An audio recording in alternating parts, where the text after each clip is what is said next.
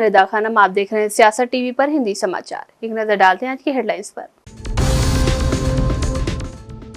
Bulldozer action पर बोला supreme court, कहा मंदिर हो या दरगाह, कोई भी धार्मिक इमारत लोगों की जिंदगी में बाधा नहीं बन सकती। दशहरे दिवाली से पहले महंगाई का झटका, बढ़ गया कमर्शियल एलपीजी सिलेंडर के दाम। पीडीपी से गठबंधन पर फारूक अब्दुल्ला का बड़ा बयान, 370 पर भी बोले। सोनम वांगचुक को हिरासत में लेने पर गरमाई सियासत, खेरा बोले लद्दाखियों के साथ किया जा रहा है दुर्व्यवहार। डिलीवरी बॉय से आईफोन लूट कर की हत्या, शव की तलाश जारी, 2 लोग गिरफ्तार। दरभंगा से बाढ़ की तबाही के बीच 3 लोग लापता, कई गांव का संपर्क जिला मुख्यालय से कटा। गिरिराज सिंह के विवादित बयान ने बढ़ाया सियासी पारा, कहा देश को डरा रहा मुस्लिम समाज। इजराइल का लेबनान में जमीनी हमला, हिजबुल्लाह के ठिकानों को बनाया जा रहा है निशाना, सुरंगों में घुसी सेना। अब समाचार विस्तार से। सुप्रीम कोर्ट में आज बुलडोजर एक्शन केस पर सुनवाई हुई। इस दौरान सुप्रीम कोर्ट ने कहा कि सार्वजनिक सुरक्षा सर्वोपरि है और सड़क, जल निकायों या रेल पटरियों पर अतिक्रमण करने वाले किसी भी धार्मिक ढांचे को हटाया जाना चाहिए। कोर्ट ने जोर देकर कहा कि भारत एक धर्मनिरपेक्ष देश है और बुलडोजर कार्रवाई और अतिक्रमण विरोधी अभियान के लिए उसके निर्देश सभी नागरिकों के लिए होंगे, चाहे वो किसी भी धर्म को मानने वाले हों। सुनवाई के दौरान यूपी सरकार के लिए सॉलिसिटर जनरल तुषार मेहता पहुंचे। हालांकि वह मध्य प्रदेश और राजस्थान की तरफ से पेश हुए। उन्होंने कहा, मेरा सुझाव है कि रजिस्टर्ड डाक से नोटिस भेजने की व्यवस्था होनी चाहिए, 10 दिन का समय देना चाहिए। मैं कुछ तथ्य रखना चाहता हूं। यहाँ ऐसी छवि बनाई जा रही जैसे एक समुदाय को निशाना बनाया जा रहा है। तुषार मेहता की दलील पर जस्टिस गवई ने कहा है कि हम एक धर्मनिरपेक्ष व्यवस्था में हैं। अवैध निर्माण हिंदू का हो या मुसलमान का, कार्रवाई होनी चाहिए। इस पर मेहता ने कहा है कि बिल्कुल सही, यही होता है। इसके बाद जस्टिस विश्वनाथन ने कहा है कि अगर 2 अवैध ढांचे और आप किसी अपराध के आरोप को आधार बनाकर उसमें से सिर्फ एक को गिराते हैं तो सवाल तो उठेंगे ही। इस दौरान जस्टिस गवई ने कहा है कि मैं जब मुंबई में जज था तो खुद भी फुटपाथ से अवैध निर्माण हटाने का आदेश दिया था, लेकिन हमें ये समझना होगा कि अपराध का आरोपी या दोषी होना मकान गिराने का आधार नहीं हो सकता है। इसे बुलडोजर जस्टिस कहा जा रहा है। तेल मार्केटिंग कंपनियों ने आज से कमर्शियल एलपीजी सिलेंडर की कीमतों में इजाफा कर दिया है। वहीं घरेलू एलपीजी सिलेंडर की कीमतों में कोई बदलाव नहीं किया गया है। अब कमर्शियल गैस के सिलेंडर के दाम ज्यादा देने होंगे। कमर्शियल सिलेंडर के दाम अब 48 रुपये 50 पैसे तक की बढ़ा दिए गए हैं। दिल्ली में 19 किलो वाला सिलेंडर अब 1740 रुपए में मिलेगा, जबकि पहले इसकी कीमत 1691 रुपए थी। कोलकाता में इसकी कीमत 1850 रुपए 50 पैसे हो गई है, जो पहले 1802 रुपए थी। मुंबई में ये 1692.50 पैसे है और चेन्नई में इसकी कीमत 1903 रुपए हो गई है। वहीं 14 किलो वाले घरेलू एलपीजी सिलेंडर कीमतों में कोई बदलाव नहीं किया गया। ये सिलेंडर दिल्ली में 803 रुपए, कोलकाता में 829 रुपए, मुंबई में 802.50 पैसे और चेन्नई में 818 रुपए 50 पैसे मिलेगा। उज्ज्वला योजना के लाभार्थियों के दिल्ली में घरेलू सिलेंडर की कीमत 603 रुपए है। 1 सितंबर 2024 को कमर्शियल सिलेंडर की कीमत दिल्ली में 1691 रुपए, कोलकाता में 1802 रुपए, मुंबई में 1644 रुपए और चेन्नई में 1855 रुपए थी। अगस्त में ये कीमतें दिल्ली में 1652 रुपए 50 पैसे, कोलकाता में 1764 रुपए 50 पैसे, मुंबई में 1605 रुपए और चेन्नई में 1817 रुपए थी। हरियाणा में मतदान की तारीख नजदीक आने के साथ ही चुनाव प्रचार ने काफी तेजी पकड़ ली है। नेता प्रतिपक्ष और कांग्रेस के वरिष्ठ नेता राहुल गांधी ने आज हरियाणा में एक रैली को संबोधित करते हुए देश में जल्द से जल्द जातिगत जनगणना कराने की मांग की। उन्होंने कहा कि मुझे ये पता लगाना है कि देश में किस जाति की कितने लोग हैं।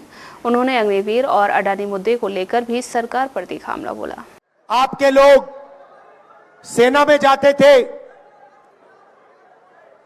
देशभक्ति की आग उनके दिल में होती थी, वो जाते थे। वो रास्ता भी अग्निवीर योजना के माध्यम से बंद कर दिया है।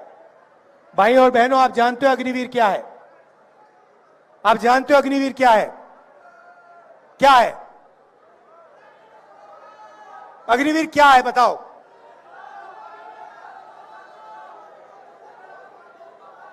मैं आपको बताता हूं। अग्निवीर हिंदुस्तान के जवान से उसकी पेंशन उसकी कैंटीन और उसका शहीद का दर्जा चोरी करने का तरीका है। ये योजना इसीलिए बनाई गई है कि हमारे जवानों को पेंशन ना देनी पड़े, उनके परिवारों को कैंटीन ना देने पड़े, और जब वो शहीद हो तो उन्हें शहीद का दर्जा ना देना पड़े। जम्मू कश्मीर में आज विधानसभा चुनाव के तीसरे और अंतिम चरण के लिए मतदान हो रहा है। जम्मू संभाग के सांबा, कठुआ और उधमपुर जिलों तथा घाटी के बारामूला और कुपवाड़ा जिलों की 40 विधानसभा सीटों पर मतदान जारी है। जम्मू जिले में 11, सांबा में 3, कठुआ में 6 और उधमपुर में 4 विधानसभा सीटें हैं, जबकि बारामूला में 7, बंदीपोरा में 3 और कुपवाड़ा जिले में 6 सीटें हैं।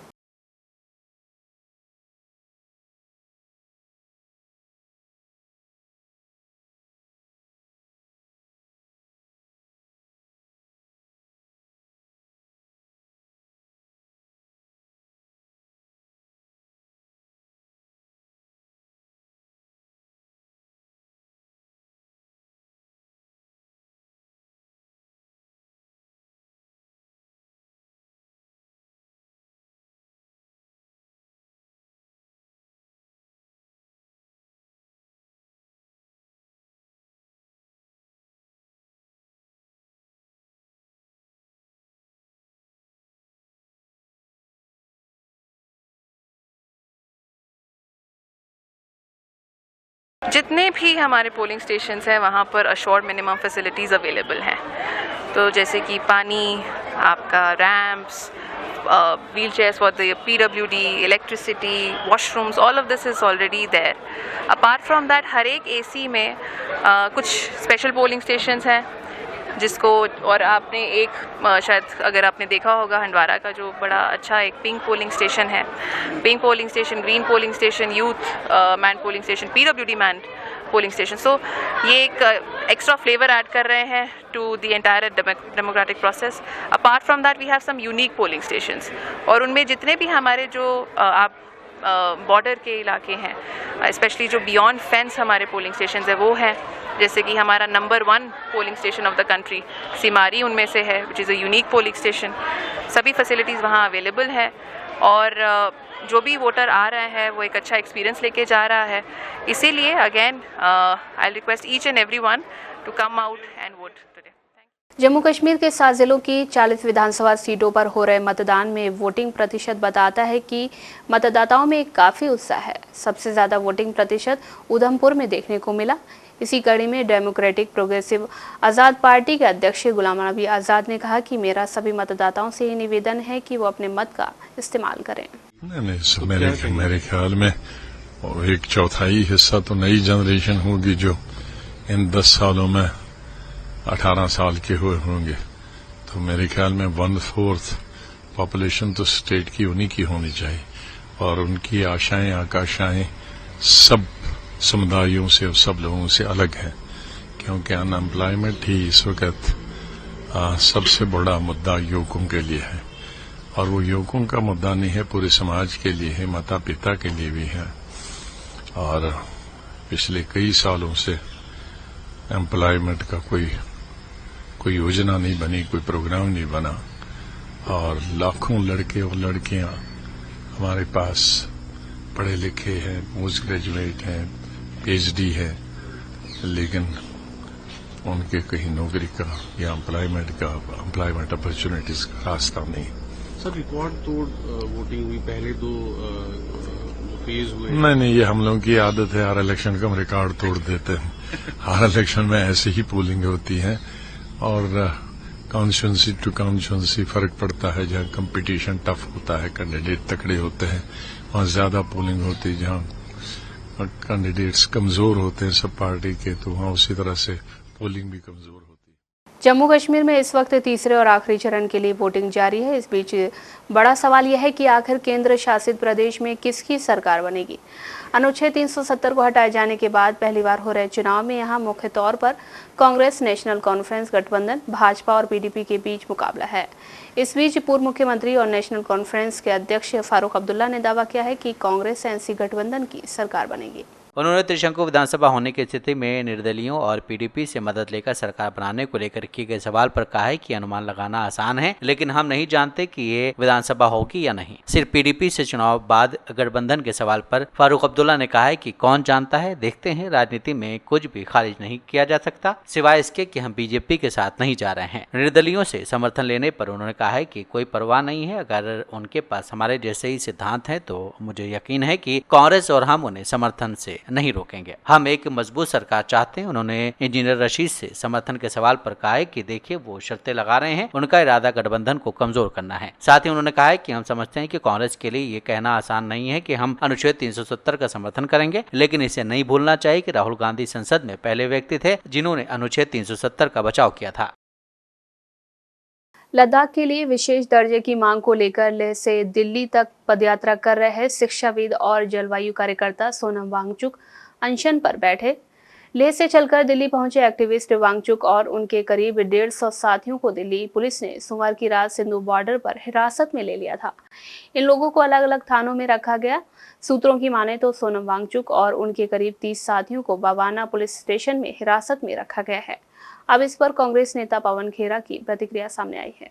किसानों के लिए दिल्ली के दरवाजे बंद, पर्यावरण के लिए या अपने हकों के लिए कोई अपनी आवाज उठाना चाहता है तो जाहिर सी बात है वो आवाज राजधानी में ही आकर उठाएगा। उनके लिए आपने ताले लगा दिए, राजघाट पर ताले लगा देंगे आप। राजघाट तो लोगों की जगह है, वो तो एक तीर्थ स्थान है तमाम उन लोगों के लिए जो संविधान को अपना भगवान मानते हैं, ईश्वर मानते हैं। उनको आप राजघाट में नहीं जाने देंगे। ये पाप है, अपराध नहीं है, ये पाप है जो नरेंद्र मोदी की सरकार ने कल रात को किया। हरियाणा विधानसभा चुनाव के बीच सोमवार को राहुल गांधी ने हरियाणा कांग्रेस के वरिष्ठ नेता भूपेंद्र सिंह हुड्डा और कुमारी शैलजा के हाथ मिलवाकर कांग्रेस कार्यकर्ताओं को पार्टी की एकजुटता का संदेश दिया। वहीं अब हरियाणा के पूर्व गृह मंत्री और भाजपा के दिग्गज नेता निर्विज ने इसको लेकर कांग्रेस पर तंज कसा है। उन्होंने कहा कि राहुल गांधी द्वारा शैलजा और हुड्डा के मिलवाने से ये सिद्ध हो गया कि पार्टी में फूट है, जबरदस्ती हाथ मिलवाए गए हैं। ये राहुल गांधी जी जहां भी जाते हैं, जिस भी चुनाव में जाते हैं, इनकी अपनी पार्टी की क्लीन स्वीप हो जाती है। आप भी लगातार प्रचार कर रहे हैं, कितना जनसमर्थन मिल रहा है? आज से पहले इतना जन समर्थन कभी नहीं मिला। मैं 6 चुनाव जीत चुका हूं, लेकिन इस चुनाव में जनता खुद निकल कर आ रही है और काम करने की राजनीति पर, क्योंकि काम यहां पर केवल मैंने किया है, अपनी सहमति जता रही है। बाकी तो गुब्बारे बेचने वाले हैं, आते हैं तरह तरह के वादे, घोषणाएं, नारे देते हैं और चले जाते हैं। किसी के पास भी अंबाला छावनी में एक भी विकास काम गिनाने का नहीं है।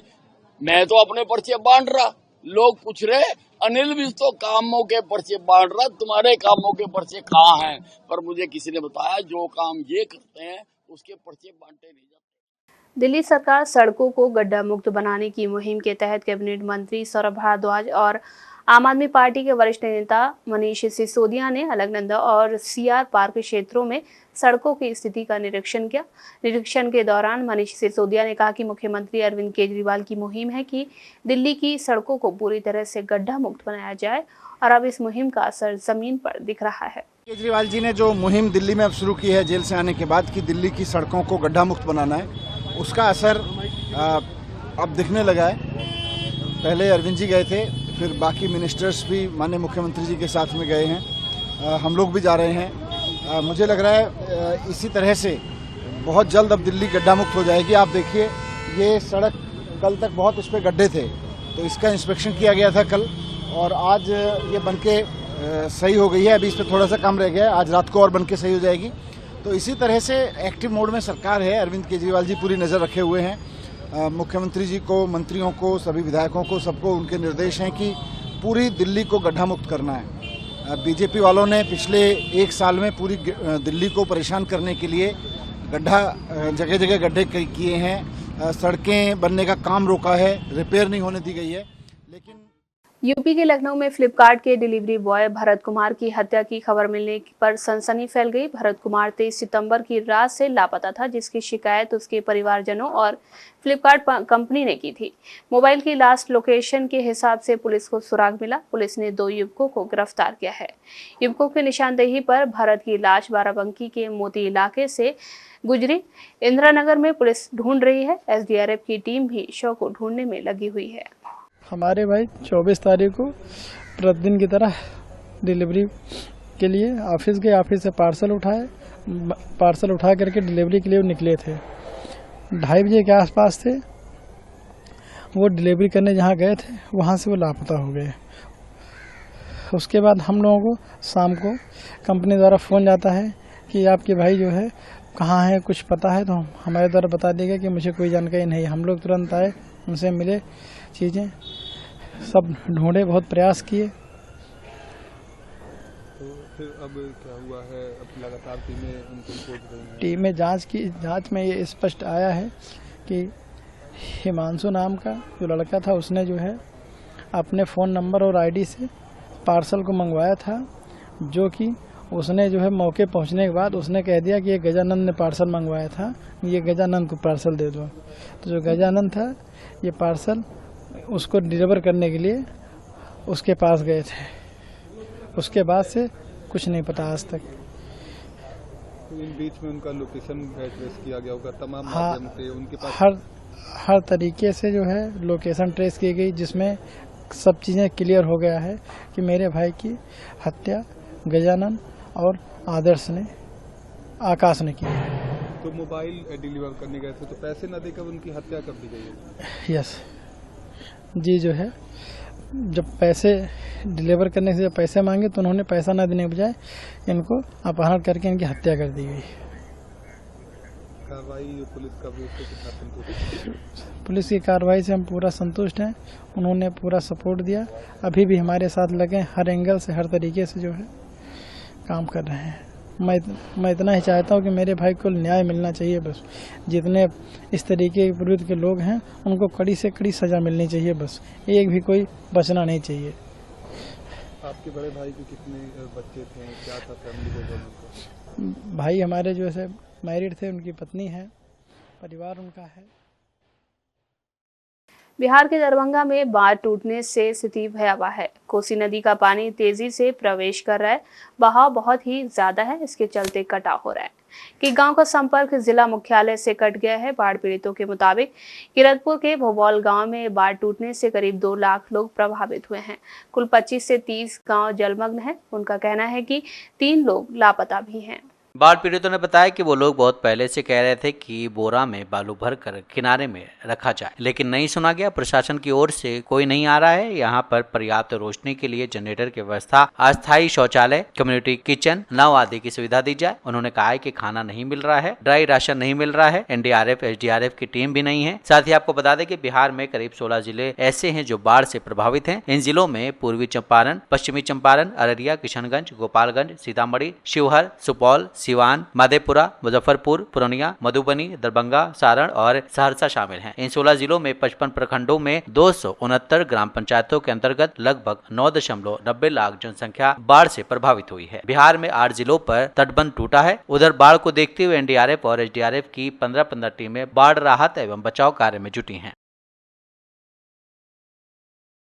बेगूसराय के सांसद सह केंद्रीय मंत्री गिरिराज सिंह ने एक बार फिर से मुस्लिम समाज को लेकर विवादित बयान देते हुए कहा कि लेबनान में मरा कौन है, मारा कौन है, ये आप यहाँ मातम मना रहे हैं। कश्मीर में जो शहीद हुए उसके लिए तो आप मातम नहीं मनाते हैं। योगी आदित्यनाथ ने तो ठीक कहा है कि जान ना पहचान, और वो हो गए भाईजान। मुस्लिम समाज देश को डराने का काम कर रहे हैं। एक सवाल किया गया कि राहुल गांधी का एक बयान है कि नरेंद्र मोदी गरीबों की जेब से तूफान की तरह पैसा निकालकर सुनामी की तरह अडानी की तिजोरी में डाल रहे हैं। इस पर गिरिराज सिंह ने कहा कि राहुल गांधी दिमागी दिवालियापन हो चुके हैं या उनको अडानी अंबानी का फोबिया हो गया है। जिस तरह राहुल गांधी के परिवार ने 50 साल तक भारत को लूटा, दादी जी से लेके 2G तक एक से एक कांड होता रहा। जो भारत के बाहर जाकर भारत को गाली देते हैं, उनका क्या हक है? ठीक है तो कहा योगी जी ने कि इनकी संस्कृति में नाच गाना है, इसलिए भारत में प्रभु श्री राम को भी गाली देते हैं। ये खुद नाचते हैं, इनकी संस्कृति ही क्या है। वहीं दूसरी ओर केंद्रीय मंत्री गिरिराज सिंह ने कहा है कि सनातन परिवार और भारतवंशी गाय को गौ माता के रूप में पूजते हैं। साल में जैसे दिवाली मनाते हैं, दुर्गा पूजा मनाते हैं, गौ पूजन भी हमारे धर्म का एक अंग है। ये तो दुर्भाग्य है कि इस भारत में गाय काटने वाले भी वोट बैंक हैं। महाराष्ट्र की सरकार ने गौ माता के रूप में दर्जा दिया है, इसके लिए मैं धन्यवाद देता हूँ। पूरे देश की सरकार इसका सम्मान करे। चुनावी रणनीतिकार और जन स्वराज के संस्थापक प्रशांत किशोर ने एक बड़ा बयान दिया है। उन्होंने कहा कि अब ये साफ हो गया है कि नरेंद्र मोदी और एनडीए सरकार की लोकप्रियता कम हो गई है। उन्होंने कहा कि एनडीए सरकार का आगे का सफर जम्मू कश्मीर, दिल्ली, हरियाणा, महाराष्ट्र, झारखंड सहित 9 राज्यों के चुनाव पर निर्भर करेगा। प्रशांत किशोर ने कहा है कि इसमें कोई संदेह नहीं है कि पीएम मोदी और एनडीए सरकार की लोकप्रियता में कमी आई है। इतना स्पष्ट है कि मोदी जी और ये जो सरकार है, ये इनकी लोकप्रियता, इनकी ताकत कम हुई है और आगे की लॉन्जेविटी इस पर डिपेंड करेगी कि आने वाले 2-2.5 साल में जो 9 राज्यों के चुनाव हो रहे हैं, जम्मू कश्मीर, दिल्ली, हरियाणा, महाराष्ट्र, झारखंड, बिहार, बंगाल, असम और तमिलनाडु, इन राज्यों के चुनाव के परिणाम अगर बीजेपी के खिलाफ हुए तो निश्चित तौर पर सरकार की स्थिरता को लेकर सवाल उठेंगे। अगर इन राज्यों में बीजेपी ने अच्छा परफॉर्मेंस किया तो उनकी ताकत बनी रहेगी। तो आपको क्या लगता है इन राज्यों में बीजेपी का परफॉर्मेंस कैसा होगा? अब कैसा रहेगा ये तो उन राज्य वो तो उन राज्यों की स्थिति लोग बता सकते हैं। बिहार में मैं जानता हूं कि बीजेपी लैकलस्टर नेतृत्व है, उनका कोई ना चेहरा है, ना उनका कोई प्रयास है, ना उनकी कोई बात कर रहा है। उन लोगों ने अपना नेतृत्व नीतीश जी के हवाले करके छोड़ दिया है, जबकि बीजेपी का कार्यकर्ता, एक कार्यकर्ता मान रहा है कि नीतीश जी के नाम पर चुनाव लड़कर जीत नहीं सकते हैं। लेकिन देखिए, कभी कभी नियति भी अपने तरीके से काम करती है। बीजेपी की मजबूरी यह है कि वो नीतीश को मुख्यमंत्री के पद से हटा नहीं सकते हैं, क्योंकि उनको दिल्ली में सरकार चलानी है और उनको यह भी पता है कि नीतीश को मुख्यमंत्री रहते वो बिहार में चुनाव जीत नहीं सकते। जेडीयू नेता राजीव रंजन प्रसाद ने प्रशांत किशोर के एक बयान पर कहा कि प्रशांत जी अवसरवादिता की एक जीती जागती मिसाल हैं। एक समय तो उन्होंने नीतीश कुमार जी को पीएम मटेरियल भी बताया था और कई मौकों पर उनके सम्मान में कसीदे भी पड़े थे। अब जो भी वजह हो, उनके आजकल जो बयान आ रहे हैं वे बेहद ही निम्न स्तरीय हैं। देखिए, प्रशांत किशोर जी, राजनीति की भाषा में कृतज्ञता की बात तो नहीं की जाती है, लेकिन अवसरवादिता की एक जीती जाती मिसाल है। एक बार तो उन्होंने पीएम मटेरियल तक मुख्यमंत्री श्री नीतीश कुमार जी को बताया। कई अवसरों पर उन्होंने नीतीश कुमार जी की शान में कसीदे कढ़े हैं और ये सच है कि आज जो भी वजह हो, आज उनके जो बयान हैं बेहद निम्न स्तरीय हैं और इनका संज्ञान भी लिए जाने की स्थिति नहीं है। जहां तक लंबी बातें वो कर रहे हैं, अब तक वो बहुत ही स्थापित नेताओं की ब्रांडिंग करते रहे हैं, चाहे वो बिहार के मुख्यमंत्री नीतीश कुमार जी के नेतृत्व में 2015 के महागठबंधन को लेकर उन्होंने जो भी काम किया हो, या प्रधानमंत्री नरेंद्र मोदी जी जो गुजरात मॉडल को लेकर के काफी चर्चा में थे। उन दिनों गुजरात के मुख्यमंत्री थे जब उनके चुनाव अभियान में प्रशांत जी शामिल हुए थे और बाद में भी जिन लोगों के लिए भी उन्होंने काम किया सारे बड़े कद के नेता थे। लेकिन आज प्रशांत किशोर जी की खुद की हैसियत राजनीति में क्या है, उन्होंने बिहार के लिए क्या किया है, दूसरों पर सवाल दागने के पहले अपने गिरेबा में झांकना चाहिए कि अब तक उन्होंने पैसे लेकर के चुनाव का प्रबंधन करने का काम किया है दूसरे दलों के लिए। जनता उनसे ये सवाल अभी जरूर जब वो चुनाव के मैदान में जाएंगे तो ये पूछेगी, और अभी तो बिहार की राजनीति में उनका कोई वजूद ही नहीं।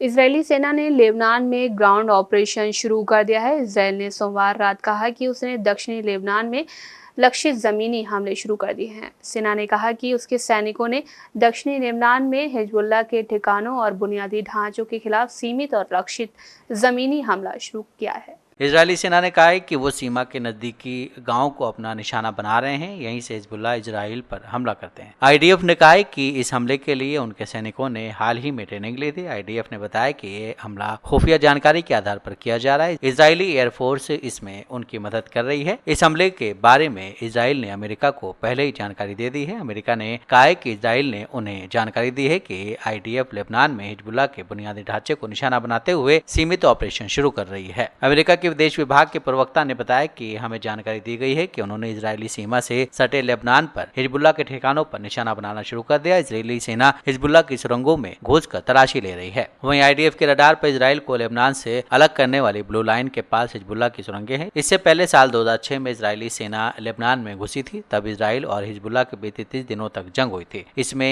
1100 से ज्यादा लेबनानी मारे गए थे। लेबनान ने कहा है कि इजरायली हमले में 95 लोगों की मौत हुई है। इससे पहले रविवार को इजरायली हमले में कम से कम 105 लोगों की मौत हुई थी। हिंदी समाचार बस यही समाप्त होता है। मुझे दें इजाजत। बाकी खबरों के लिए बने रहें सियासत टीवी के साथ।